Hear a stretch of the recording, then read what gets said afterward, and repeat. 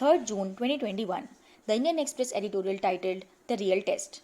The centre's decision to cancel the Class 12th board examinations conducted by the CBSE is immensely welcome. It has done the right thing by backing away from a move that would have risked the healths of lakhs of children and teachers in the middle of a devastating pandemic. The ISC has decided to do the same, and several state boards may follow suit.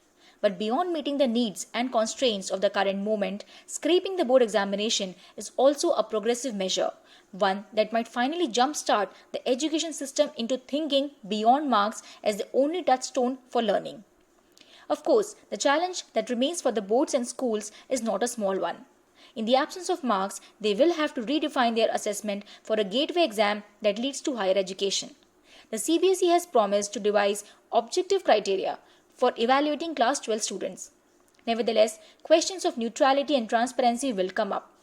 While it is not clear that what permutation and combination the board will finally decide on, using Class 11 marks or pre-boards or internal assessments as the basis, no solution is likely to be flawless. What this underlines, again, is the sore absence of a continuous and diversified assessment of Class 11-12 students that could not only have come in handy in this crisis, but that also serves the cause of learning better.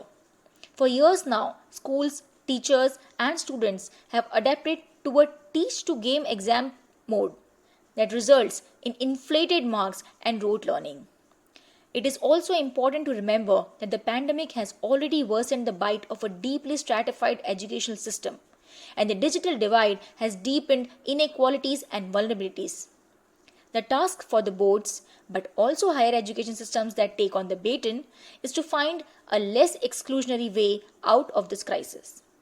For colleges and universities, this is an opportunity to look beyond marks while ensuring a level playing field for students from diverse social, economic, and regional backgrounds in admissions.